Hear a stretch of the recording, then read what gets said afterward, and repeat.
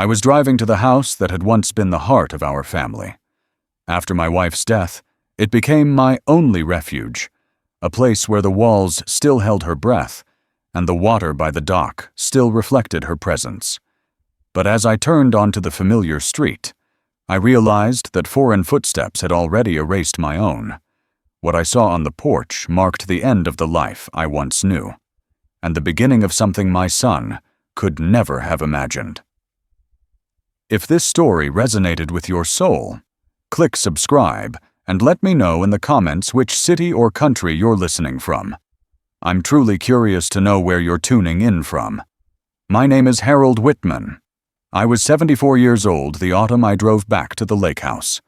Retired now for nearly a decade, I had spent most of my life as a high school history teacher in Eau Claire, Wisconsin. After Marianne passed, the house in town lost its warmth. The curtains never moved. The chairs looked untouched. Even the wind felt quieter. So, that October, I decided to return to the only place that ever felt truly mine, and hers. Our house at Lake Meriwether. It was a 5-hour drive north through roads I could navigate, blindfolded. My truck, a '92 Ford with worn leather seats, groaned in the cold morning. I had packed only what I needed: a thermos of black coffee, a worn fleece jacket, a flashlight, a book of crossword puzzles I never seemed to finish, and the brass key that still had the old tag with Marianne's handwriting. Lake. I didn't bring much else. The rest, I told myself, was already waiting there. The trip took longer than usual. The trees had begun to turn, maple and ash igniting in red and gold, each mile burning deeper into my memory. Road signs blurred past: Ashland, Cornucopia, Red Cliff. Each town held a ghost of a time we'd stopped together. I drove in silence. No radio, just the occasional hum of tires over frost-cracked pavement and the distant call of geese tracing invisible lines overhead. I felt the years in my spine, in my hands, but I kept driving. Marianne used to hum when we reached the final curve before the lake. She'd always point out the birch tree, leaning like a dancer in the wind, just before the gravel began. That tree was still there, bent a little lower now. As I turned off the main road and heard the first crunch of gravel under my tires, something inside me shifted. Not joy, not sadness either. Just a quiet acknowledgement that I was arriving somewhere that remembered me, even if no one else did. The lake came into view slowly, the water silver and still. The fog hovered over its surface like breath held too long. My house sat low on the hill, crouched in the trees like an old dog waiting for its master. The roof needed work. The chimney was chipped, but it stood. It stood exactly where we left it. I parked at the edge of the driveway, where the cedar posts still marked the entrance. Moss had grown up their sides, soft and wet. The sign that used to read, "Whitman Family Retreat," had long since faded, but I could still make out the carved initials if I looked closely. I didn't go inside right away. I sat in the truck, engine off, watching the wind move through the pine needles. I listened. Birds were distant. The water lapped gently. Somewhere a woodpecker worked rhythmically. Everything else was still. Eventually I stepped out and felt the cold rise through the soles of my shoes. The cabin smelled like old cedar, damp earth, and something else. The faint trace of burnt wood from a fireplace that hadn't been used in years. I walked slowly up the stone path we laid ourselves in 1974. Each stone had a crack, I remembered, a history of our hands setting them one by one. I used to curse those stones. Now I treasured each uneven step. The key turned harder than I expected. The door resisted, swollen from moisture and neglect. When it finally opened, the inside greeted me not with warmth, but with memory. The living room still held the plaid couch we argued about at the furniture store. The bookshelf leaned slightly. Her scarf, the blue wool one, hung on the hook where she left it that last spring. I didn't touch it. I moved through the rooms like a stranger moving through a dream. Dust lay gently on surfaces, but nothing felt abandoned. It felt paused. The kitchen held 2 mugs still in the drying rack. Her teapot sat on the stove, copper tarnished but upright. The small window above the sink looked out at the lake, framed by branches that had grown wilder since I'd last been there. Outside, the water didn't seem to move, but I knew it did. I left my things by the door and made no sound as I sat in the armchair by the window. It creaked under my weight, acknowledging the years. I didn't light a fire. I didn't unpack. I just watched the lake, the reeds bending slightly, the sky softening into late afternoon. And in that long silence, I remembered who I used to be. Not the widower, not the quiet man in the corner of the retirement group, but the man who built this place with his hands, the man who loved a woman who once called this view heaven. I didn't cry, not that day. I simply sat and let the house settle around me. The air inside was cool, heavy with memory. I heard the click of the old clock in the hallway. The rhythm felt familiar, reassuring. This was my return, not to reclaim, not to change anything, but to remember. And maybe, slowly, to begin again. I arrived earlier than I had planned. The road was dry and the wind at my back, and for once the silence didn't weigh heavy on me. I had imagined pulling up to the lake house and finding it as I left it. Quiet, solemn, a little wounded, like me. I hadn't told anyone I was coming, hadn't called ahead, hadn't made it known. It didn't seem necessary. It was my place. That's what I believed. But as I turned onto the gravel path and came through the opening in the pines, I felt the first disturbance. Not in the earth or the sky, but in something smaller, some invisible thread pulling in my chest. The gravel had been shifted recently, new tire tracks, not mine. And there were footprints in the muddy edge of the drive, the kind made by shoes too clean, too soft to belong here. Then I saw them. They were on the porch, my porch, not as visitors, not as passers-by. They were arranged comfortably, spread out like a family gathered for a summer meal. My son Daniel sat in the chair I built from driftwood and varnish, the one Marianne used to sit in with her tea and a book of poems. He had his boots up on the railing, arms wide like a man in possession of something earned. Beside him was his wife, Allison, and flanking her were her parents, Michael and Janice. The 4 of them were mid-laughter, wine glasses in hand, plates on their laps, sunlight catching the edge of a silver cheese knife that had once belonged to Marianne's mother. They didn't see me at first. My truck made little noise as it rolled to a stop. I sat there behind the wheel for a few long seconds, watching through the windshield, the engine ticking as it cooled. No one looked over. They were too comfortable, too absorbed in their afternoon indulgence. I noticed the blanket tossed on the back of the chair next to Daniel. It was hers, Marianne's wool blanket, blue with small white stitches near the edges. I remembered buying it for her in Vermont during a winter trip. She used to wrap it around her knees in the evenings when the cold crept through the window panes. Now it hung there carelessly, like a rag. I stepped out of the truck slowly, not slamming the door. Still no one looked up. As I approached the steps, I took in every detail. The coasters we always used on the porch table were gone, rings of condensation now pooled under their glasses. A magazine lay sprawled open across the table, and one of my mother's ceramic bowls sat full of olives, pits resting on a napkin beside it. That bowl had been packed away in the cupboard above the sink, or so I thought. Someone had gone through the cabinets. A bottle of red wine leaned against a clay flower pot, half empty. I could see Allison's laughter from behind her glass, her head tilted back, her legs folded beneath her like she belonged. The ease of her posture sent a chill up my spine. They weren't visiting. They had moved in. Daniel finally noticed me. He turned his head slightly and froze, the glass halfway to his mouth. The air shifted then, thickened. His smile flickered and faded like a light bulb dimming under a bad wire. Allison looked over next, then her parents. One by one, their expressions changed. Not guilt, not even embarrassment, but something else. A kind of blank surprise, as if they hadn't considered the possibility that I might actually return, as if they'd rewritten the story and omitted me. No one moved to greet me. No one stood.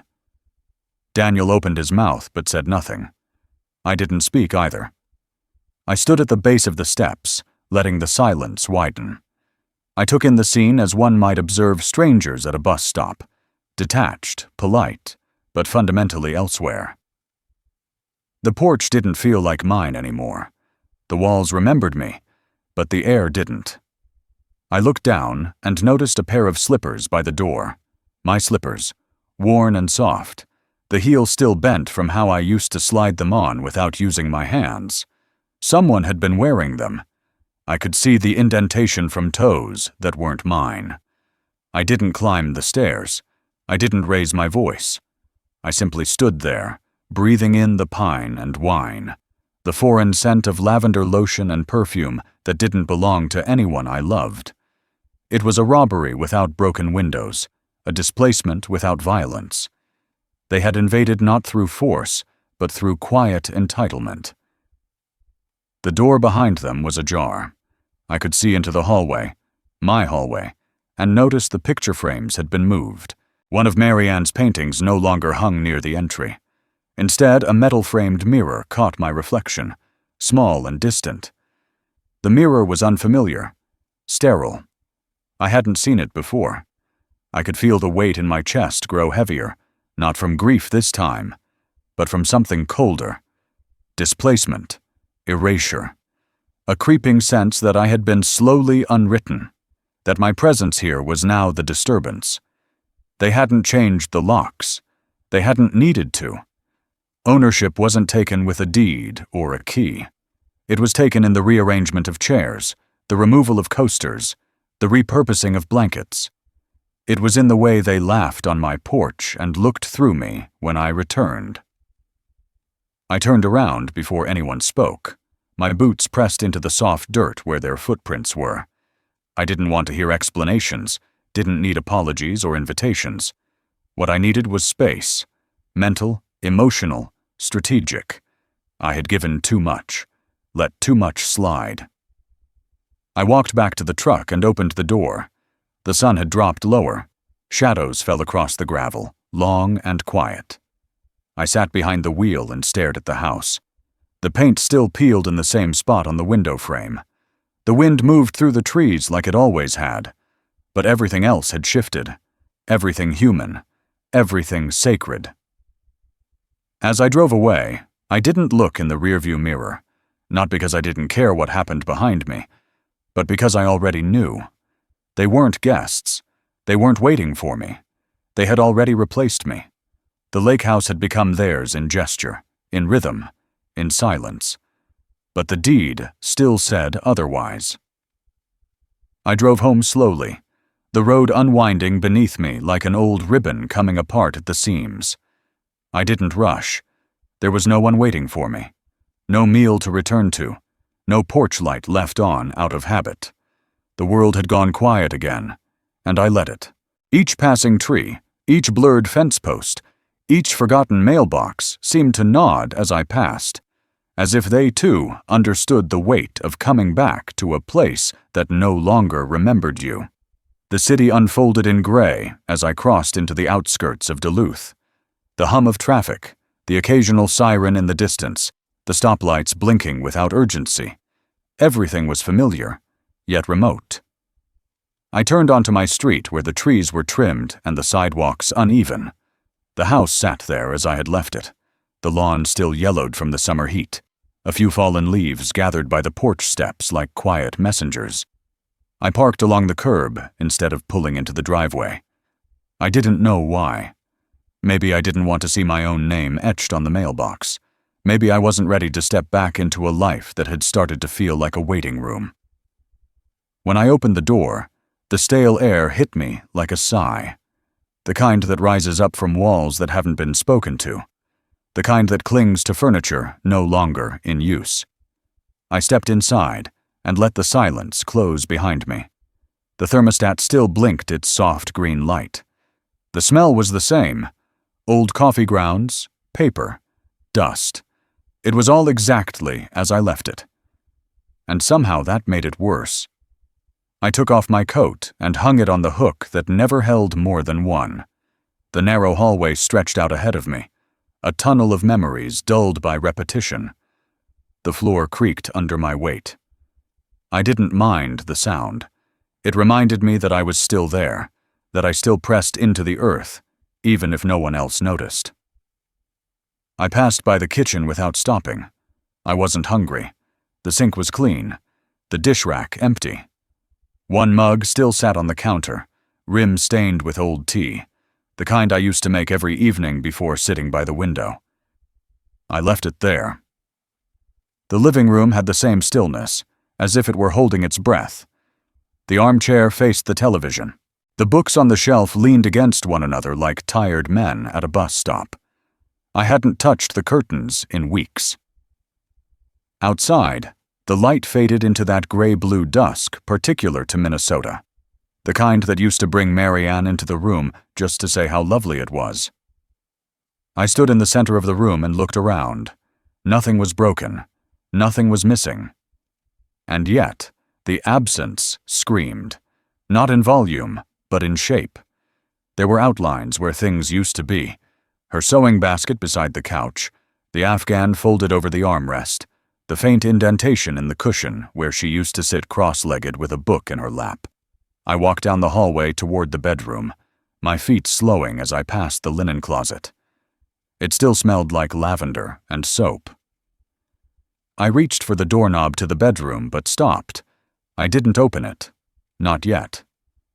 I wasn't ready to see the bed, to look at the nightstand with only one reading lamp, to feel the vacuum that had grown in the space where she used to breathe. Instead, I turned into the small study across the hall. My desk was cluttered, as always. Receipts, rubber bands, envelopes, stacks of things I meant to file, but never did. I sat down and picked up a pen. It was heavy in my hand, colder than I remembered. I opened a fresh page in my notebook and began to write. Not about feelings, not about memories, about facts. I wrote down the date. Then I listed every detail I remembered from the lake house: the wine glasses, the blanket, the magazine, the bowl, the footprints. I drew a rough layout of the porch and labeled who sat where. I noted the changes, the absence of coasters, the presence of slippers, the removed painting, the foreign mirror. I listed names: Daniel, Allison, Michael, Janice. I underlined each twice. I paused, staring at the names. Then I made a new heading: Timeline. I wrote today's date again and worked backwards. When had I last spoken to Daniel? When had he last asked about the lake house? When had Allison mentioned family gatherings and needing more space? I wrote down everything I could remember. Then I made another list: documents, the deed, the tax records, insurance, inheritance clauses, any papers that proved what the house was and to whom it belonged. I realized I hadn't looked at them in years, but I would now. The pen moved without pause. The silence of the house around me was no longer suffocating. It was surgical, focused. Every tick of the clock, every creak of the baseboard sharpened my mind. I stood up and went to the hall closet where I kept the lockbox. It was there, behind the stack of old board games and photo albums no one looked through anymore. I carried it to the desk and entered the combination. The latch clicked open, and the papers inside had the musty sweetness of things forgotten but preserved. There it was, the original deed with my name and Marianne's, the insurance policy, the letter from the tax office, all of it intact, untouched. My hands were steady as I spread them out on the desk.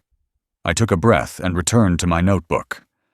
I created a plan, not for revenge, not for confrontation, but for reclamation. There would be no shouting, no accusations, just structure, law, precision. I would not beg to be included in a place that was already mine.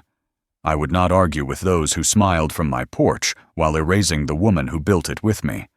The notebook filled page after page, lines written in block letters, arrows drawn, notes in the margins. I was building something, not just a defense, but a perimeter, something I hadn't done in years. By the time the room darkened completely, I hadn't turned on a single light. I didn't need to see the past. I knew it by heart. The future was what I was outlining now, word by word, line by line. I closed the notebook and placed it on the center of the desk. Then I stood and turned toward the hall again. I opened the bedroom door. The room was still, the air colder than the rest of the house. I stepped inside and sat on the edge of the bed. The pillow beside me was undisturbed, untouched. It had held only dust for years, but now something stirred in me. Not grief, but clarity. The house may have been empty, but I no longer was. The next morning I woke early, not from rest, but from a kind of internal bell that rang once and left the silence changed.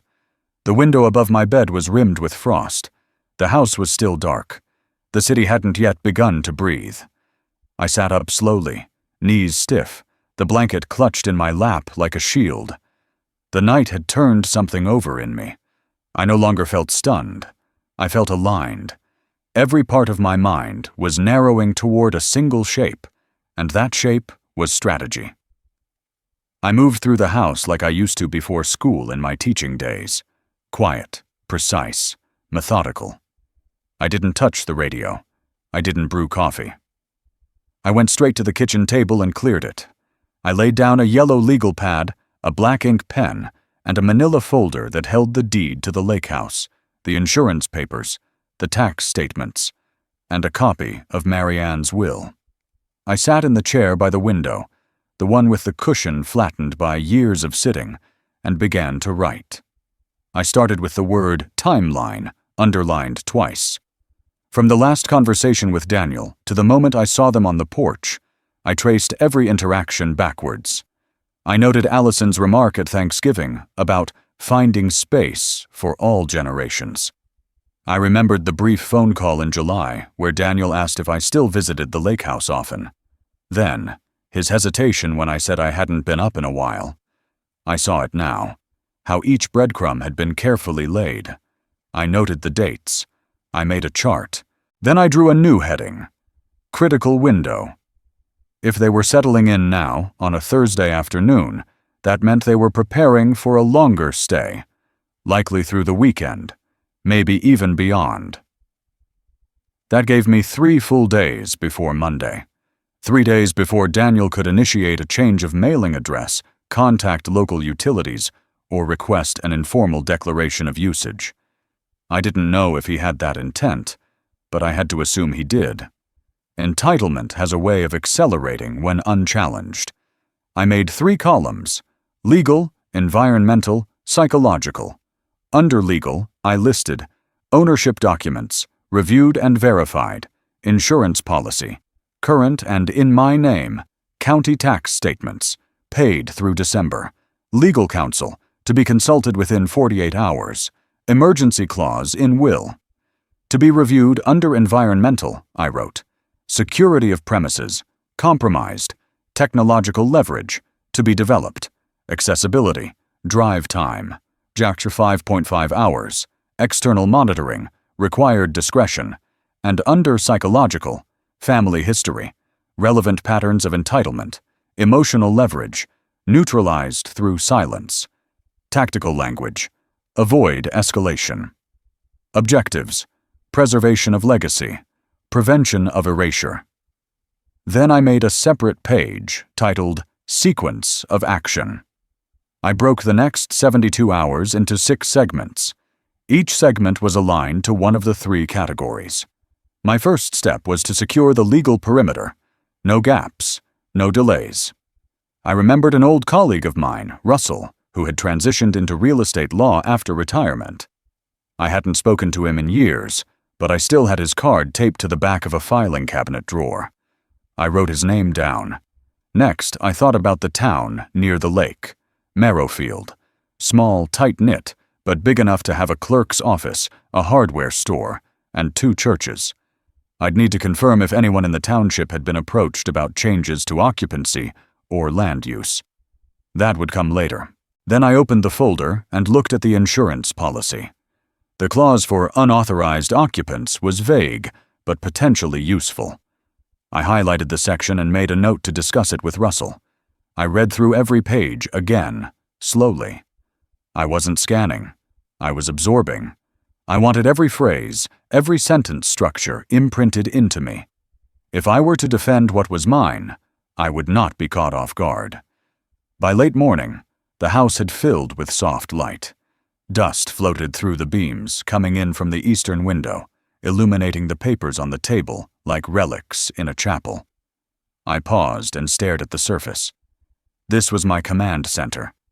The table where Marianne once rolled out dough for Sunday pies was now a war desk, and I felt no shame in it. I stood up and moved to the hallway closet, pulling down 2 boxes labeled Taxes 1980-2000 and Home Records. I sifted through them, page by page. Receipts for plumbing, for electrical work, for renovations to the lake house roof after the 1993 storm.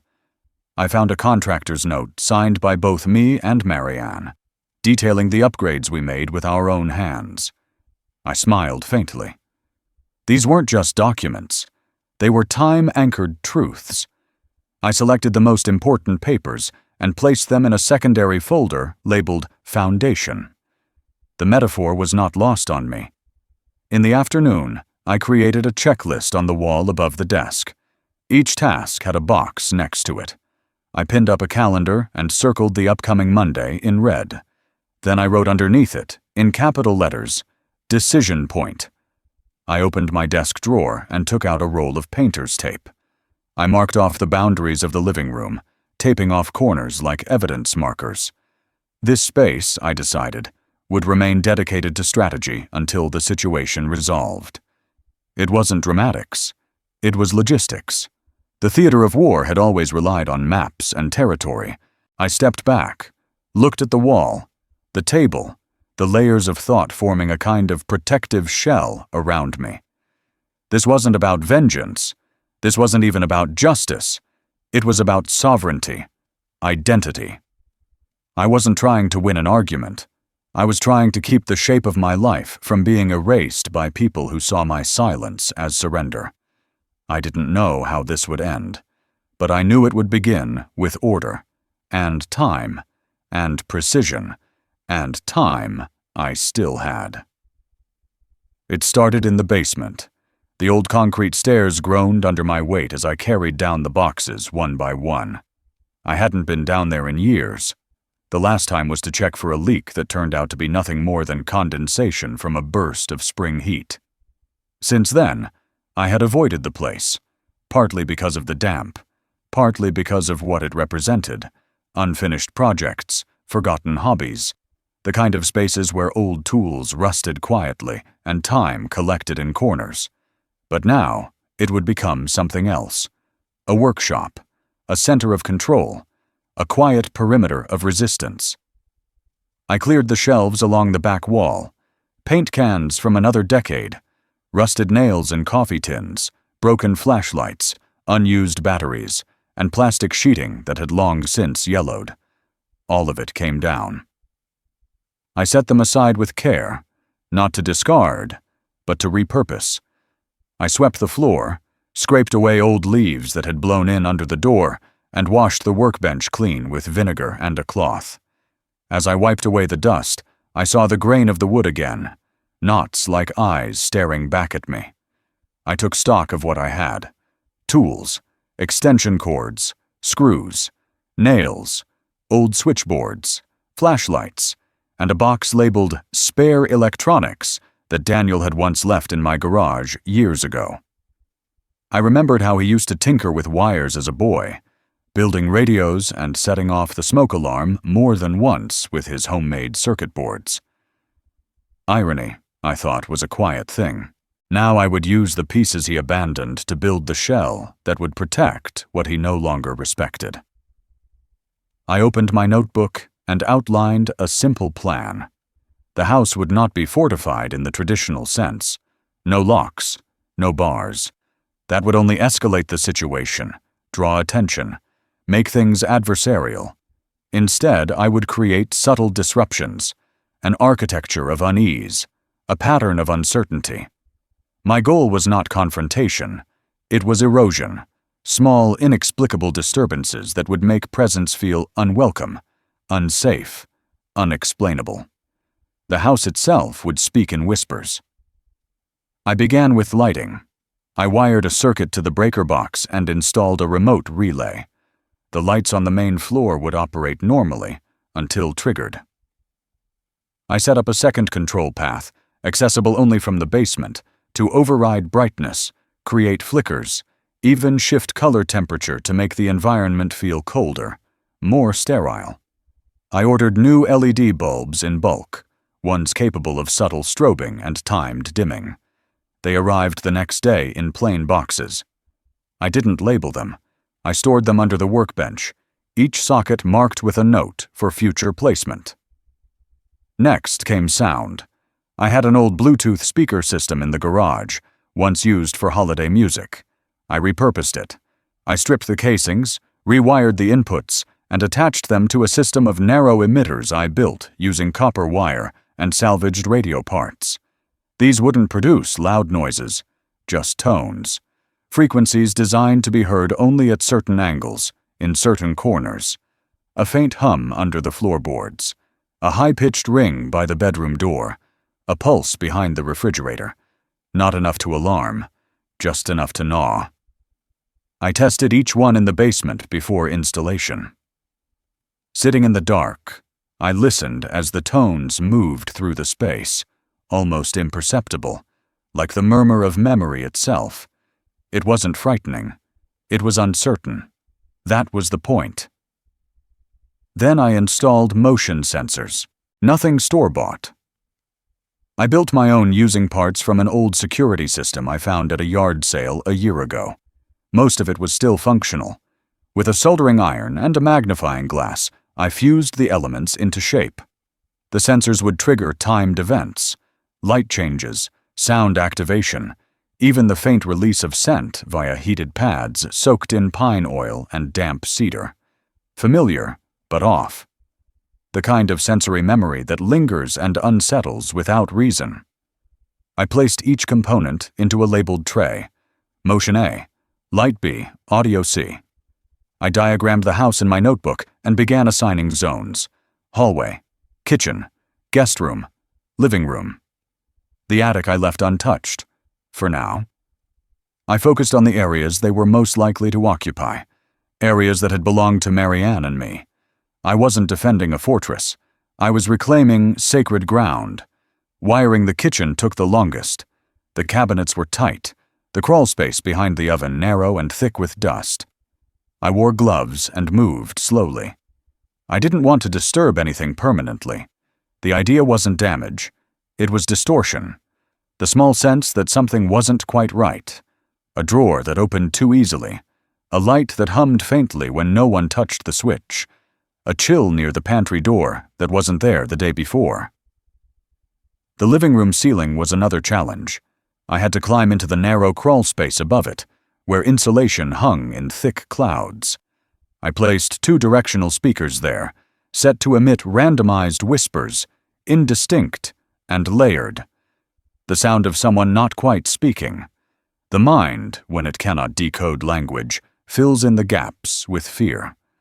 I tested them myself and felt the hair rise on my arms. As night fell, the basement glowed with the soft amber of a single bulb. I stood at the workbench, surrounded by trays of wire and labeled maps, diagrams covered in arrows and codes. I wasn't tired. I was aware. My mind hadn't moved this sharply in years. The years of discipline from my teaching days had returned, not as memory, but as instinct. I was building not with anger, but with intent. Every solder, every fuse, every resistor was a line of defense written in silence. I created a master control box, not a computer, too traceable. Just a custom switch panel, wired to relays, hidden inside an old toolbox I lined with foam. I could carry it in and out of the house undetected. I could activate specific zones remotely through analog triggers. No Wi-Fi, no Bluetooth, no signals to intercept. Just switches, physical, private. I sat on the stool and stared at the wall across from me. An old map of the lake was still tacked there, yellowed, its edges curling. I reached up and pinned a new diagram beside it, the layout of the house with each circuit labeled. In that moment, the basement didn't feel like a workshop. It felt like a sanctum, a place where things began again. Above me, the house rested in darkness. Nothing had changed yet, but soon, very soon, the walls would whisper. The floor would creak with memory. The lights would shiver like breath in winter air. And those who thought they could rewrite the story of that house would learn otherwise. Not through force, not through law, through presence, through the unseen, through the wires in the basement. The house had eyes now. By the end of the week, every room had been threaded with wires, fitted with sensors, and layered in invisible systems that watched, listened, and waited. From the outside, nothing had changed. The paint still peeled near the window panes. The wind still whistled softly around the chimney. The steps creaked in all the same places.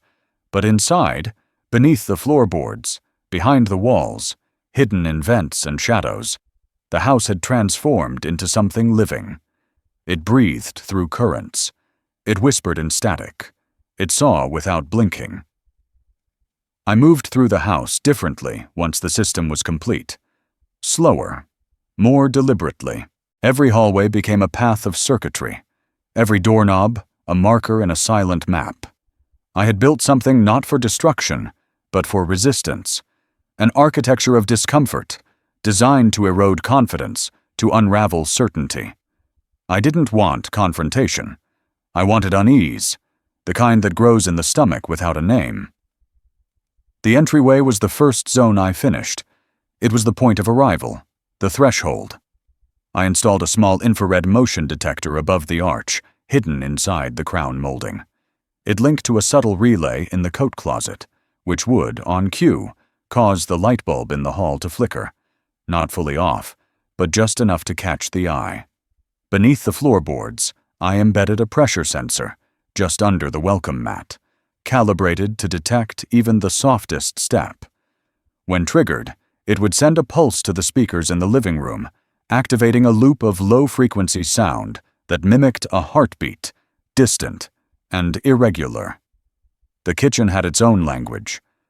I focused on water. People trust the consistency of taps, the predictability of flow. I installed a variable pressure valve beneath the sink, connected to a small actuator that could stutter the stream, make it hesitate, gasp, growl. Not every time, just once in a while.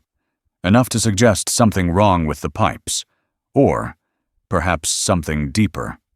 Above the cabinets, I installed a pair of small projectors, not for video, but for shadows. They cast faint, slow-moving shapes that drifted along the walls in the periphery of vision, designed to vanish when looked at directly. I tested them at night, and even knowing they were mine, I felt my heart stutter when I saw the flicker move along the backsplash just beside the refrigerator.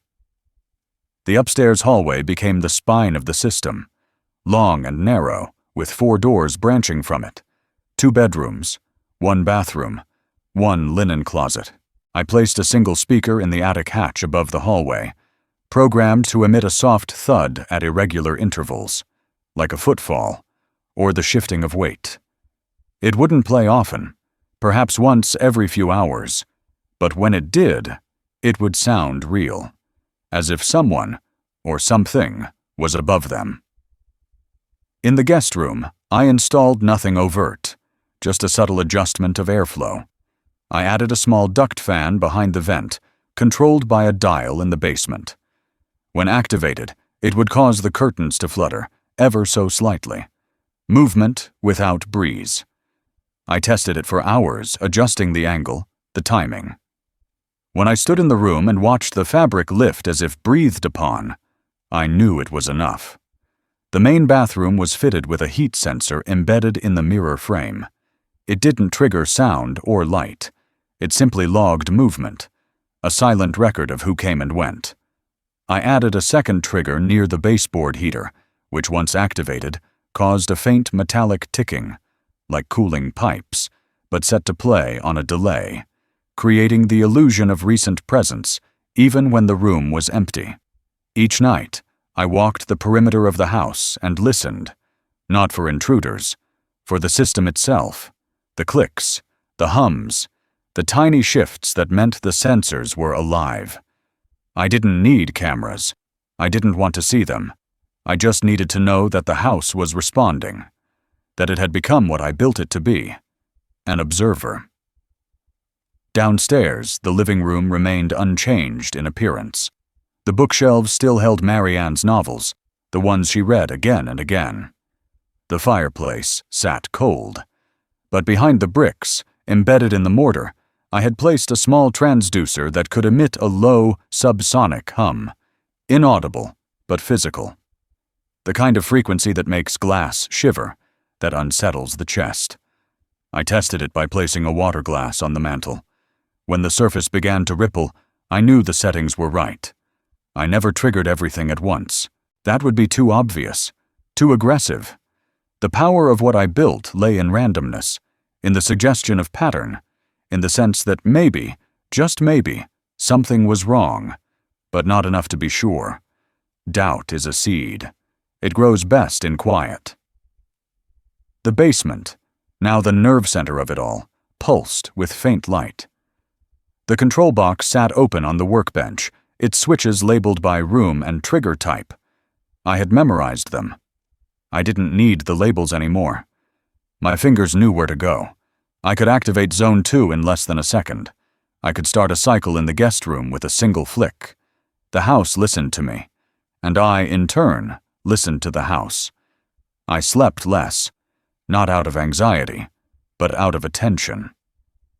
I would sit in the chair by the window for hours, watching the porch, the tree line, the long gravel path. I waited. Not for visitors, for movement, for disturbance, for proof that the system had teeth. I wasn't angry anymore. What I felt was older than anger.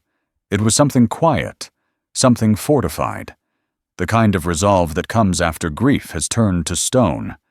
They had taken space. Now they would feel it resist. The house wasn't a trap. It was a boundary, and it watched. I knew the moment they arrived. Even before the crunch of tires on gravel, before the swing of the front gate, before the faint echo of laughter and car doors shutting, I felt it. The air around the house shifted, not violently, but decisively, like a current changing direction. It was late afternoon, the sun already dipping low enough to stretch long shadows across the yard. I had left hours earlier and watched from a distance, parked half a mile away, where the bend in the road hid my presence. I didn't need to see their faces. I knew their movements, their routines, their expectations. They brought too much with them. I counted 3 large suitcases, 2 coolers, a folded-up portable crib. Someone had thought ahead. Someone had made plans. This wasn't a weekend visit. This was something more deliberate. They moved with the confidence of people who believed they belonged, as if entitlement had already cleared a path through my memories. I waited until dusk. I returned by foot, staying off the main road, moving through the trees. I had memorized the creaks and soft spots in the ground, every branch that liked to snap under the wrong footstep. I took the path near the east side of the house, the one we used to call the Fox Trail, because of how tight it wound between the trees and how Marianne swore she once saw a red tail disappear into the brush. That trail brought me within 20 feet of the kitchen window. I crouched under the pine and watched. The kitchen light was on, bright and warm, golden against the dark outside. Daniel leaned against the counter, holding a wine glass. Allison sat at the table, scrolling her phone with one hand, while her other reached for a piece of cheese. Their child, 2, maybe 3 years old, was playing with something on the floor, a plastic truck rolling back and forth, bumping softly into the table legs. The TV in the living room glowed silently behind them, casting a soft flicker across the walls. I didn't feel anger. I didn't feel sadness. What I felt was alignment, precision, the calm of preparation giving way to action. I stepped back into the woods, reached into my coat pocket, and flipped the first switch on the remote relay. Then I walked away. Back in town, I waited. I gave them hours, let them settle in, let the house stretch around them, let it become familiar. That was the key. Nothing aggressive, not at first, only familiarity, just enough for the disruption to matter. At exactly 11:07 p.m., I began. It started with the hallway light. A flicker, brief, no more than half a second. Not enough to draw attention, just enough to register. Then, stillness. At 11:14, the kitchen tap sputtered when no one was near it. One brief cough of air in the pipe. At 11:26, a slow-moving shadow crossed the living room wall, drifting from left to right.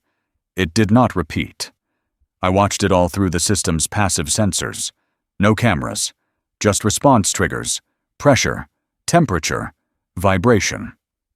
At 11:42, the floorboard under the linen closet let out a soft creak, though no one stood on it.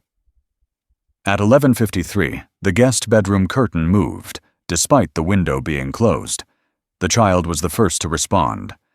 I tracked his motion sensor, a sudden shift, the small body leaving the carpeted area by the bed and stepping into the hallway. A brief hesitation, then stillness, then retreat.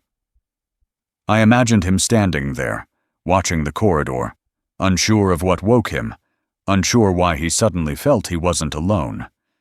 At 12:09 a.m., I activated the whisper node in the attic above the master bedroom. A sound like weight shifting, something moving slowly on wood. Then silence. At 12:17, the water heater cycled without being used, creating a low thump in the pipes below the floor. The sound echoed through the vents, untraceable but unmistakable. By 12:30, Allison was awake. I tracked her movement from the bed to the kitchen. Her steps were cautious, not sleepy, not casual. She moved with the careful tread of someone trying not to admit they were afraid. The hallway light flicked on and off, twice, a gesture of reassurance. I made a note in my logbook, human response, illumination as defense. At 12:46, I triggered the front porch sensor, just once, enough to cause the porch light to blink. They must have checked the window, seen nothing, but the log told me Daniel got out of bed shortly after. I followed the sequence of sensors as he walked from the master bedroom into the hallway, paused, then into the living room. There he stood for nearly 5 minutes. I wondered what he saw. Perhaps nothing. Perhaps only the stillness of the room, the shadows where they'd always been, the curtains unmoved. Or maybe something imperceptible, an atmosphere that felt 1 degree too heavy, 1 breath too shallow. At 1:13 a.m., I triggered the baseboard heater distortion in the bathroom. A ticking sound, irregular, hollow, like footsteps in a pipe. Daniel checked the hallway again, then the front door, then the windows. He opened none of them. At 1:32, the child cried. Short, sharp, not from pain, but from fear. Allison rushed to the bedroom. The sensors showed her pace, fast, then slower. She stayed in the child's room for 12 minutes. She left the light on. I did nothing for 20 minutes.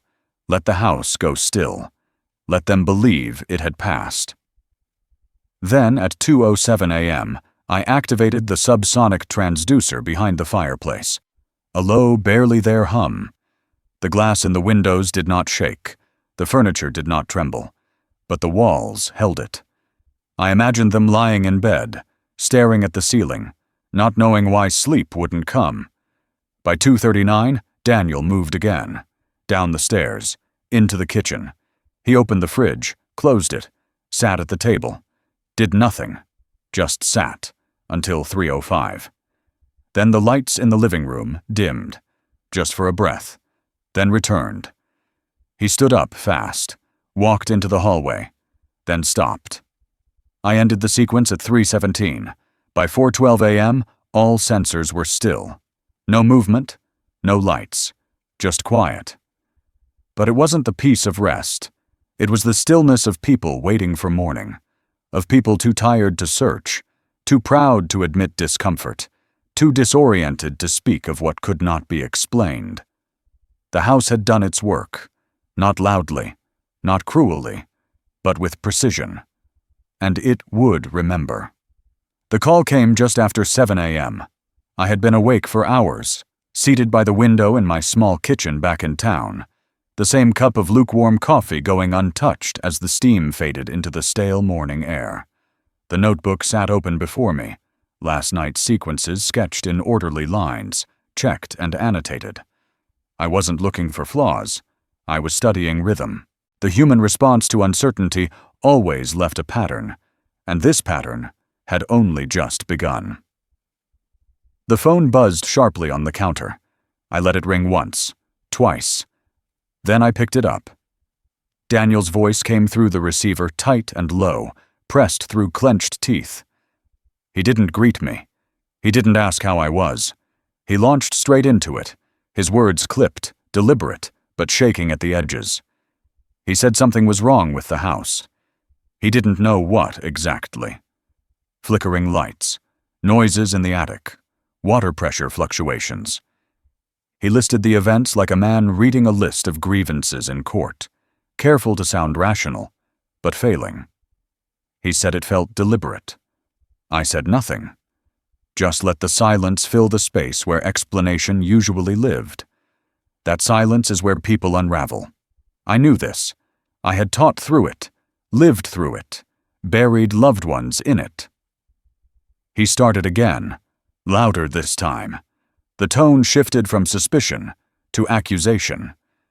He wanted to know if I'd done something, if I'd tampered with the wiring, with the plumbing, if I'd left behind some sort of surveillance system. The irony was bitter in my throat. Surveillance was a word people used when they felt watched by something they didn't understand, something they couldn't prove. He wanted me to confess to ghosts. I didn't. I simply told him the truth. The house was old. That strange things happened in old houses, especially when people went looking for them. He hung up on me. By 8:15 a.m., I received a message from Allison, a carefully composed email, more formal than personal. She wrote that they were experiencing anomalies in the house that were creating a non-ideal environment for their child. She mentioned safety. She mentioned health. She suggested that perhaps the house had suffered structural degradation in recent years and that a professional inspection might be warranted. I didn't reply. At 9:03, another email arrived, this one from her father, Michael. Shorter, less cautious. He accused me of endangerment. He said he had every right to involve authorities. He used words like toxic environment, legal exposure, and malicious neglect. It was an attempt to rattle, to provoke. But provocation requires emotional investment. I had long since passed that threshold. At 10:12, a car arrived at the lake house. The sensors flagged movement. 3 men stepped out, one in a branded van with a ladder rack, the other 2 in casual jackets, holding tool bags. Contractors, possibly electricians, possibly private investigators dressed like them. I didn't care which. The system remained dormant. I had designed it that way. Unless specific inputs were triggered, it would not react. Let them look. Let them scan walls and sockets and panels. They would find nothing illegal, nothing harmful, nothing they could name. I watched from a distance, parked again near the old ranger station, where the tree cover was thick enough to obscure the road, but open enough to give me a clear view through binoculars. I noted how long they stayed. 73 minutes. When they left, they carried nothing out. No wires, no broken parts, no evidence, just puzzled looks and unanswered questions. By noon, I knew the next stage had begun. At 12:47, Daniel called again. This time he left a message. He said we needed to talk, that things had gone too far, that he didn't want to involve the police, but if he had to, he would. That he was trying to be respectful, but I was making that difficult. He kept circling back to the same word, family, as if that word still meant something fixed, as if it had not been eroded over years of absence, of decisions made without consultation, of quiet dismissals. I played the message twice, not to hear his words, but to hear what was underneath them. Fear, not of me, but of something he couldn't control. He thought he could take the house, plant himself there, install his people, repurpose what had been built with hands that were not his. And now, the house was resisting. Not violently, not obviously, but enough. At 2 p.m., the doorbell rang at my place in town. I opened the door to find Daniel standing on the porch, alone, wearing his frustration like a suit too small. He didn't ask to come in. He began speaking as soon as I appeared, pacing slightly, gesturing toward a folder in his hand. Inside were printouts, schedules of maintenance logs, old emails between us, screenshots of electrical permits. He tried to construct a case, a timeline that painted me as unstable, vindictive, irrational. He mentioned the will. He mentioned my age. He said the word incapacitation as though rehearsing it. I said nothing. He said they had talked to a lawyer, that there might be grounds for an emergency claim of shared ownership, that at the very least he could file for injunction. He asked me, one final time, to work this out reasonably. I asked if he believed the house was unsafe. He nodded. I asked if he wanted to leave.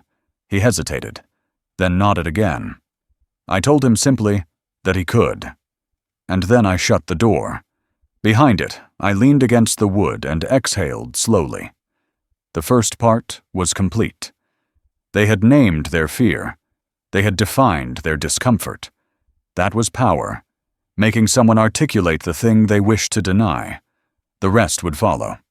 All I had to do was keep the system steady, keep the rhythm intact. The house would take care of the rest. It didn't need violence. It didn't need confrontation.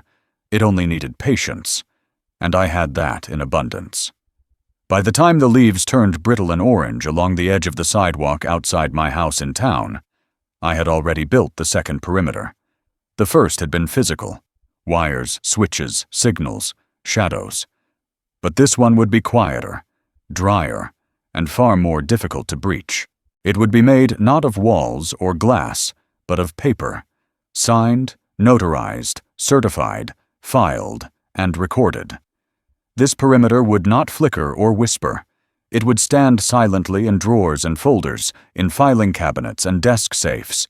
Its strength measured not in volts or circuits, but in law and language.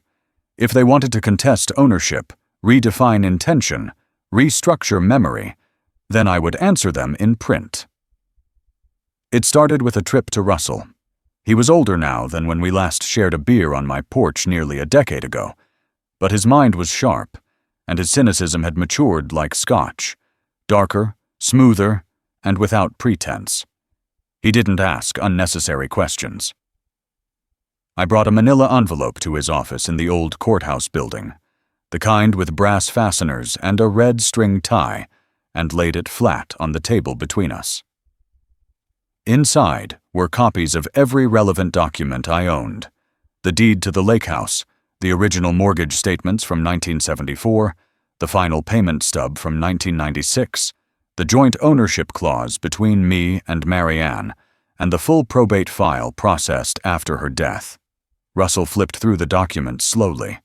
He asked if there were any liens, lawsuits, secondary claims. I told him no. He nodded and said, "Then we start here." That was all I needed. Over the next 2 weeks, I worked in silence. By day, I sat at my kitchen table or in the library downtown, surrounded by folders and codes and precedents. I read property law until the lines blurred together. I highlighted sections. I tabbed pages. I wrote lists in the margins. I wasn't trying to win an argument. I was constructing a fortress. The strategy formed in layers. First, Russell filed an affidavit of reaffirmation of ownership. A redundant but deliberate gesture, one that signaled legal clarity and confirmed uncontested property rights. Then came a secondary move, drafting a revocable transfer of ownership to a charitable trust, one I had researched carefully, the Minnesota Veterans Healing Fund. They accepted donations of land and buildings and used them for transitional housing, recovery programs, and long-term shelter for combat veterans struggling with reintegration. The idea had come to me quietly one night, while reading a newspaper article about state underfunding and veteran homelessness. I imagined the house being used again, but not for wine glasses and entitlement. I imagined it filled with silence that healed, not haunted. I imagined someone finding rest there who had nowhere else to go, and crucially, I imagined it protected. The structure was simple. I would transfer the property to the trust but retain a life estate. That meant I could live there until my death. No one could evict me, override me, or make claims while I was alive. Afterward, the house would pass fully into the hands of the organization. Daniel and Allison would inherit nothing. Not the structure, not the land, not the shoreline, not the trees. They would find themselves disinherited not by vengeance, but by paperwork, not erased, but simply absent.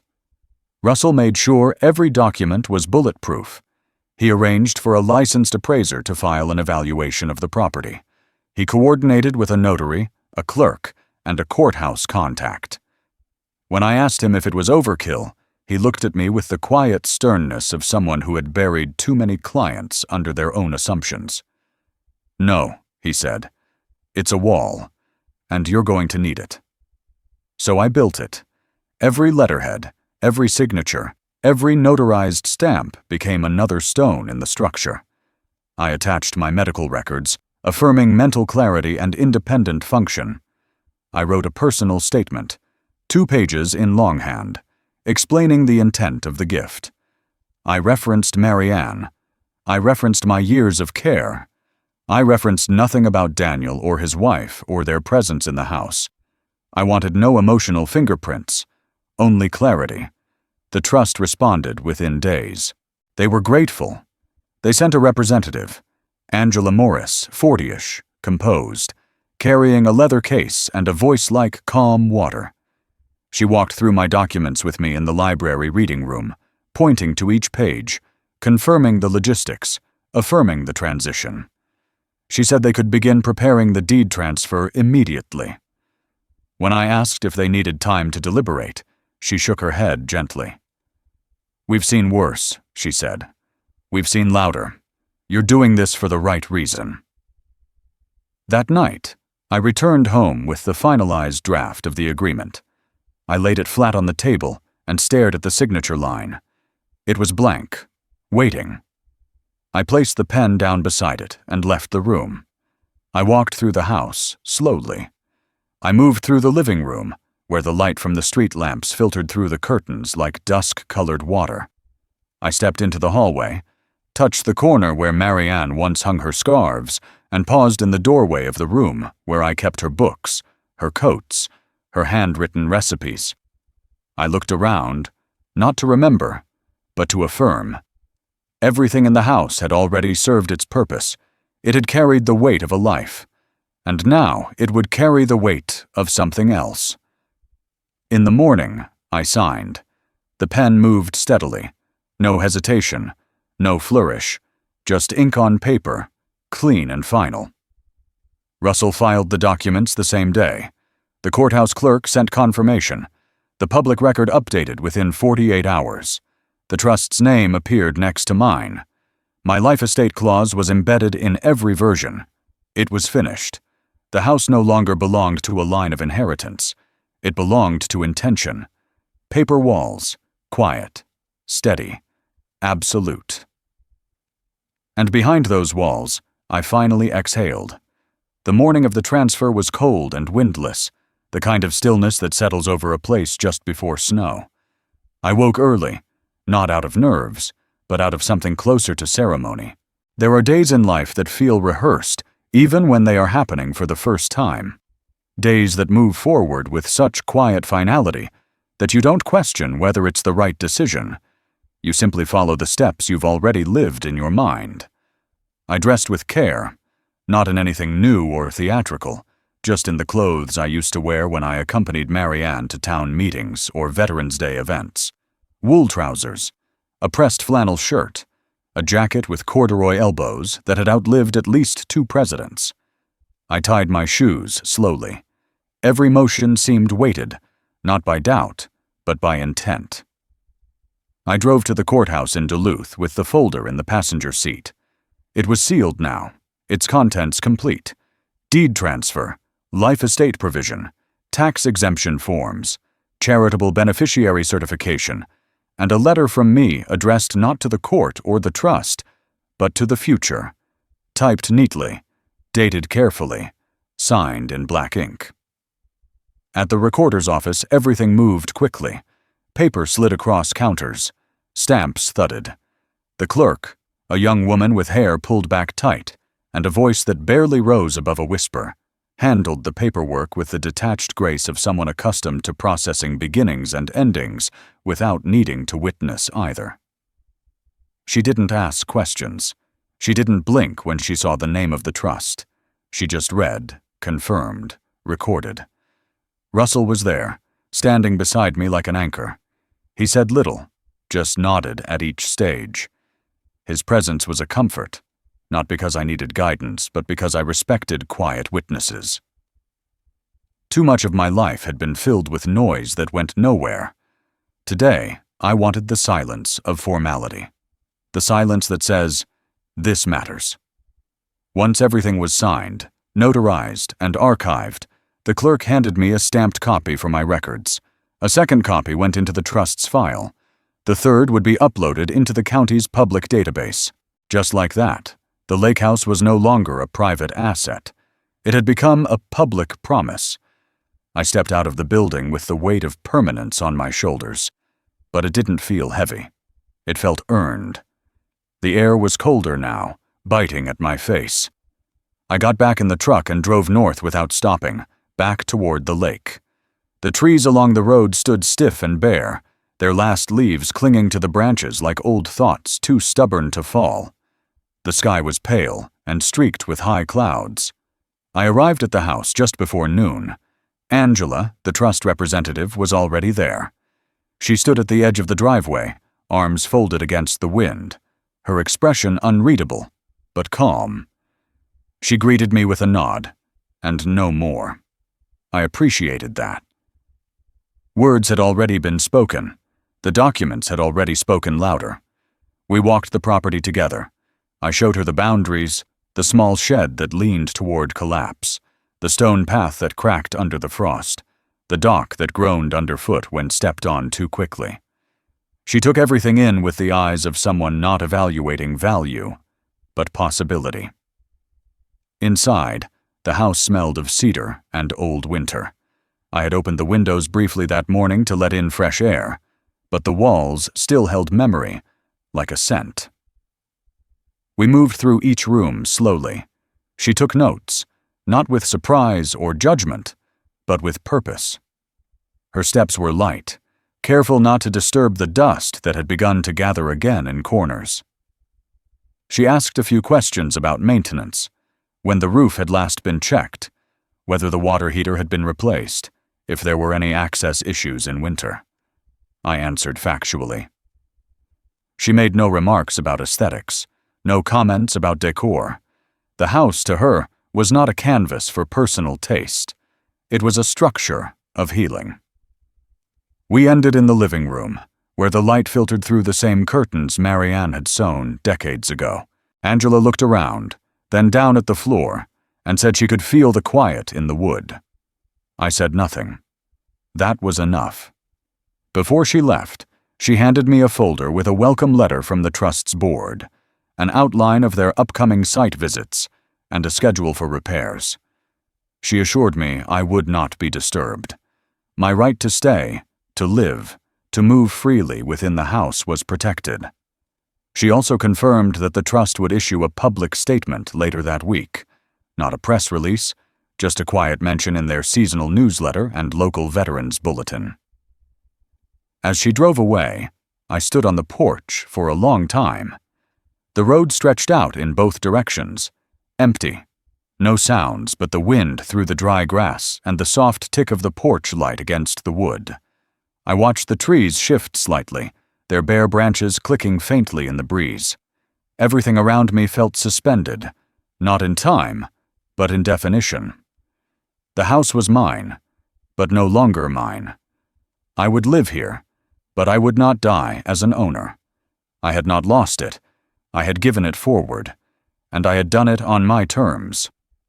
Later that afternoon, I sat at the kitchen table and unfolded the letter again, the one I had written for the file. I reread it slowly. It was not emotional, not a plea, just a statement of why. I had written that this house was not built for inheritance, but for use. That too often, families confused possession with love, and walls with legacy. That I had watched the erosion of meaning begin the moment entitlement entered the doorway. That by giving it away, I had preserved its purpose. I ended the letter with one sentence. Let this house shelter people who understand silence. I folded it back into the envelope and returned it to the desk drawer. Outside, the sky turned steel gray. Snow would come soon. I made tea, moved slowly through the living room, and sat near the fireplace. I didn't light it. I just listened. The floor creaked beneath me in the same place it always had. The window ticked faintly as the cold pressed against the glass. The house was still watching, still waiting. But not for them. It was waiting for something new. The letter arrived 3 days after the transfer. It was hand-delivered, not by a courier, but by Daniel himself. He didn't knock. He simply left it wedged between the door and the frame, the envelope stiff and white against the fading green paint. By the time I opened the door, he was already walking down the driveway, hands in his coat pockets, head bent against the wind. He didn't turn back. Inside, the letter was typed. Too formal for family, too emotional for business, a strange hybrid of polite hostility. He called it a proposal to resolve a misunderstanding. He referenced family heritage. He appealed to memory. He talked about a space that belongs to all of us in spirit, even if not in name. Toward the end, he said he would appreciate the opportunity to sit down face to face and discuss options before pursuing legal remedies. I read it twice, then folded it once and placed it beside the teapot. I let it sit there overnight. In the morning, I called Russell. He said it was expected. He said that when people lose control, they try to build doors where there are none. He advised that we meet, on neutral ground, with documentation in hand.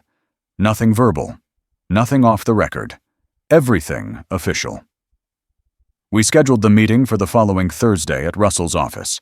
Not a courthouse, not my home, not theirs. A sterile in-between room where voices echo softly off drywall and the smell of printer toner lingers in the air. I arrived first. Russell was already there, preparing copies of the documents, laying out the agenda like a military plan. He placed a yellow legal pad in front of me and told me to write nothing. At 10:04 a.m., Daniel entered with Allison beside him. She wore dark glasses despite the lack of sun. Her mouth was set in a line too sharp to be polite. Daniel looked thinner than I remembered, less sure of himself, though he tried to mask it behind tight gestures and careful words. They brought a man with them, a lawyer, younger than both of them, with a plastic smile and a leather binder full of nothing. No one shook hands. Russell began with introductions, then outlined the purpose of the meeting. There would be no arguments, no emotional appeals, only verification, clarification, a laying down of facts. Daniel spoke first. He said the house had meant something to his mother, that she had always intended for it to remain in the family, that he had grown up there, that his own child deserved to build memories in that space, that it was a legacy. He used the word betrayal more than once. Allison added that they had invested time and money into maintaining the property, though she didn't specify how. She mentioned stress. She mentioned disruption. She said the recent events had left her family deeply unsettled. She looked at me when she said it, but I looked only at Russell's pen. Then the lawyer took over. He referenced statutes, theories of joint ownership, the possibility of challenging mental competency at the time of transfer. He smiled too often. He used phrases like amicable resolution and expedited settlement. He slid a paper across the table with the word mediation typed in bold at the top. Russell didn't touch it. Instead, he opened the folder containing the stamped deed transfer. He laid it flat on the table. He followed it with the trust's confirmation letter. Then the life estate agreement, the tax exemptions, the evaluation documents, the notarized affidavits, the personal statement, the appointment schedules. Each one placed deliberately, like stones across a river.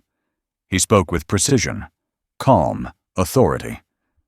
He reminded them that the house was no longer private property, that the transfer was legal, binding, irrevocable, that any attempt to challenge it would be met, not with argument, but with institutional backing, legal defense, and the full weight of a registered charitable organization.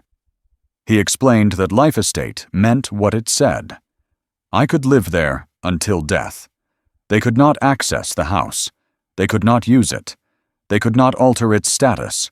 They could not enter the land, even to retrieve items they once claimed as theirs. He paused, then handed their lawyer a single-page document, a formal notice of no trespass, signed, copied, filed. Allison shifted in her seat. Daniel leaned forward, his voice quieter now, closer to something that might once have been familiar. He said he didn't understand how I could do this to him. He asked if I thought he was unworthy, if I believed he'd let the house fall into disrepair, if I thought he didn't love it like I did. I said nothing, because there are things that cannot be explained to people who see memory as entitlement, who mistake comfort for ownership, who believe being born is enough to inherit the labor of others. Russell closed the folder and stood. The meeting was over. Daniel didn't stand right away. He looked at the table, at the papers, as if they were a language he could no longer read. Allison rose quickly, her heels clicking across the floor, her silence louder than any accusation. Their lawyer offered a polite nod. He took nothing with him. Outside, the sky had turned white and heavy. Snow was coming. I walked to my truck and sat behind the wheel, hands on the steering wheel for a long time before turning the key. I didn't feel vindicated. I didn't feel victorious, but I felt the walls around me hold steady, built not of wood or wire, but of words. And that was enough. Winter settled in with slow certainty, the kind that didn't announce itself with blizzards or storms, but crept along the eaves, glazed the windows, and silenced the earth beneath a steady accumulation of white. The lake froze over quietly. No cracks, no loud breaks, just a thick, pale surface that shimmered under the weak light of a December sun. I watched it every morning from the kitchen window as I brewed tea and stood barefoot on cold tiles, listening to the creaks of a house beginning to shift toward something new. By then, the systems had been dismantled. The sensors came out first. One by one, I removed them from their hiding places, the crown molding, the light fixtures, behind the baseboards. I kept a notebook open on the table and crossed each zone off as I stripped it bare. The whisper emitters, the subsonic generator, the shadow projectors, all of it was pulled, boxed, and stored in the basement with careful labeling and sealed lids. Not destroyed, just paused. I hadn't decided if they would ever be used again. Maybe they wouldn't need to be. Maybe the house had done its part. After the systems, I turned to the wires. That took longer. My fingers, not as steady as they used to be, fumbled at times with the finer threads. But I worked patiently. I sat cross-legged on the attic floor and unwound spools of copper, dust in my nose, insulation clinging to my sweater. The house groaned around me, but the groan felt different now, less burdened, less watchful, as if it too was breathing easier. I patched the drywall, painted over the seams, replaced bulbs with soft, warm ones. I opened every window for 10 minutes on a rare day, when the temperature rose just above freezing, letting the air inside turn over.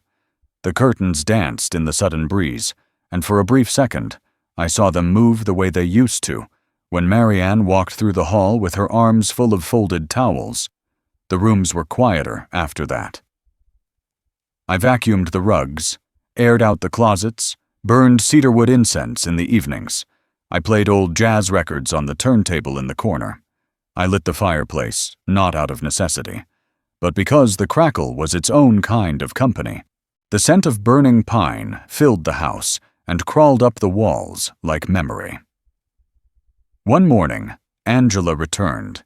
She came with another woman I hadn't met before, someone from the trust who had a background in logistics and infrastructure. Her name was Lucille, and she wore a red scarf and thick gloves and walked the property with a kind of reverence. They didn't come with clipboards or forms. They came to see, to feel, to begin. We walked through the house together. I told them which rooms held the best light in the mornings. I showed them the latch on the screen door that liked to stick in the rain. I told them the attic window rattled when the wind blew from the west. They listened. They took nothing. They made no claims. They asked only one thing. Could I be there when the first guests arrived? I said yes. The preparations happened quietly. There was no construction, no renovation, just soft touches. A second-hand armchair in the upstairs reading nook, a bookshelf added to the guest bedroom, now labeled simply Room 2. A fresh coat of white paint on the kitchen cabinets, leaving the old wood handles intact. The pantry was restocked with simple things: rice, tea, lentils, canned goods, bread flour, oatmeal. I saw the receipt once, left on the counter by accident. It was signed by a volunteer from Merrowfield. The house didn't change.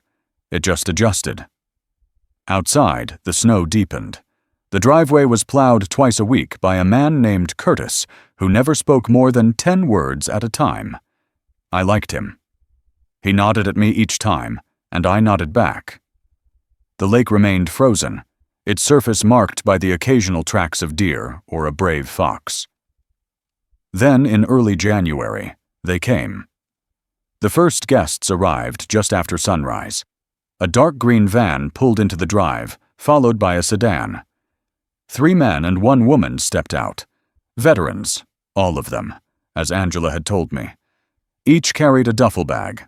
Each looked at the house, not with awe, but with a sort of searching caution, as if uncertain whether they could trust what waited inside. I didn't greet them at the door. That wasn't my place. I watched from the window, sipping tea, as Lucille met them on the porch and led them through the front door one by one. She moved slowly, explaining, pointing, inviting. The men walked softly, as if afraid to leave tracks. The woman lingered in the doorway before stepping inside. The house didn't resist. It opened. That evening, I lit the fire again. From my seat in the corner of the living room, I could hear faint sounds through the walls. Footsteps, the rustle of unpacking, someone opening a window upstairs. I didn't eavesdrop. I just listened to the rhythm of habitation return. Later that week, I passed one of the men on the path near the dock. We didn't speak. He looked out over the lake, hands deep in his coat pockets. I could see his breath against the gray air. He stood there for a long time. Then he turned, nodded at me once, and walked back toward the house. Something shifted in me after that. A loosening. For the first time in months, I allowed myself to sleep through the night without waking. The house no longer needed me to guard it. It had new breath now, new silence. Marianne would have liked that. The last thing I did that week was open a small wooden box I had kept in the back of my closet for years. Inside were photographs. Us building the house in 1974, standing on the dock with wind-blown hair, sipping coffee in the morning sun. I chose 3. I framed them simply. I placed one in the hallway, one in the library, and one in the small alcove upstairs where the sun hit just right at 10 a.m. I didn't label them. I didn't explain.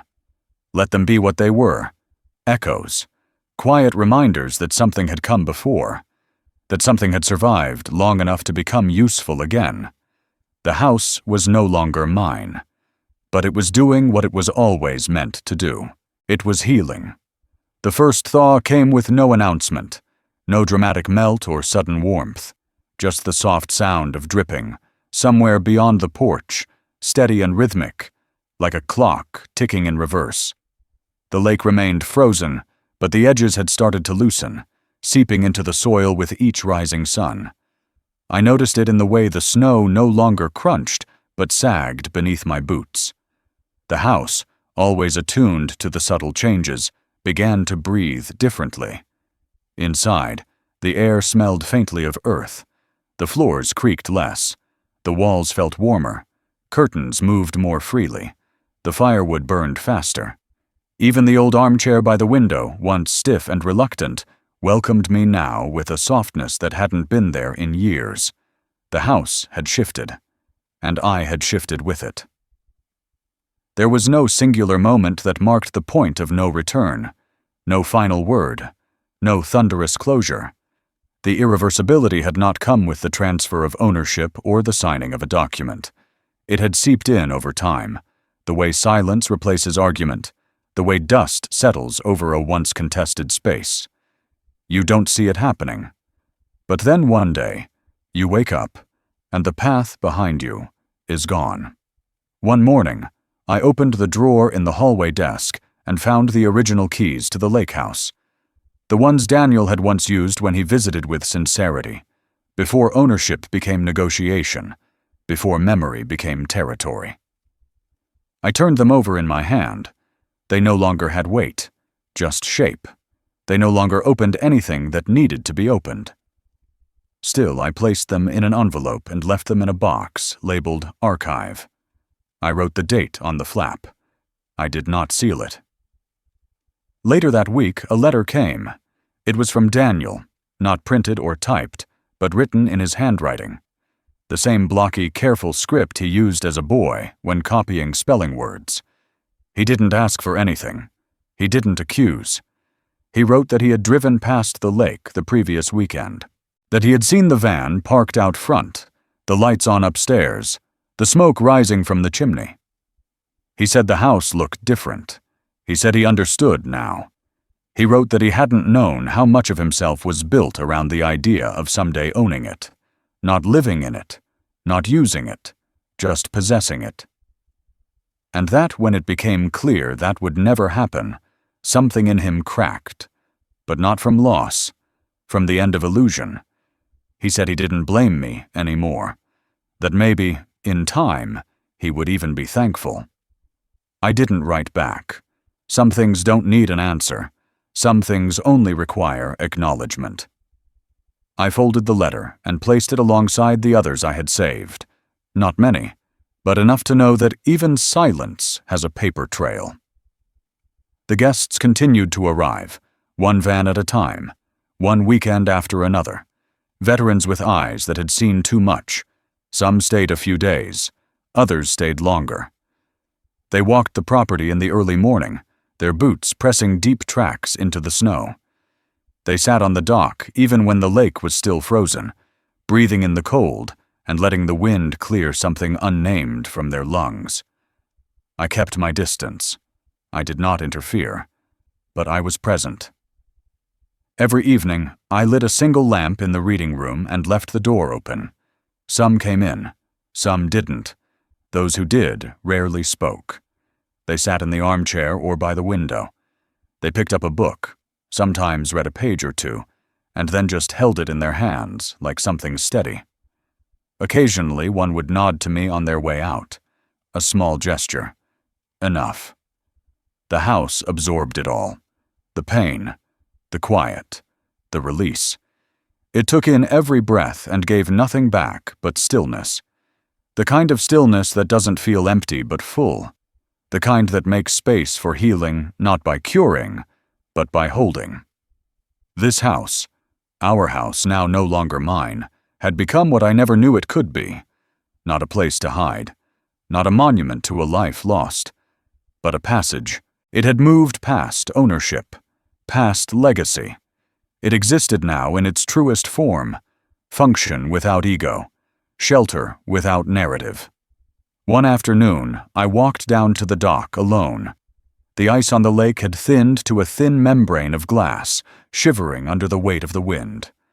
I sat on the bench Marianne and I had once built together, the wood worn smooth by years of sun and snow. I looked out at the water and thought of nothing. That was the miracle. There was no grand reflection, no cinematic closure. Just quiet. Before heading back, I left something on the bench. A photo of the house taken from the shore, framed in a piece of driftwood we'd found the year after the roof was redone.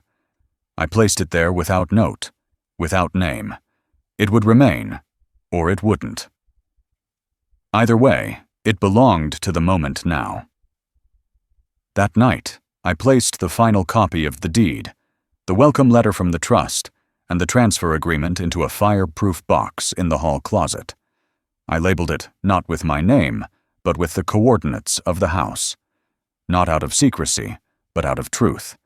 Names fade, coordinates remain. Irreversibility doesn't mean loss, it means arrival. Arrival at a point beyond which there is no need to look back. I went to sleep with the window cracked open and the sound of soft wind moving through the trees. The house didn't speak.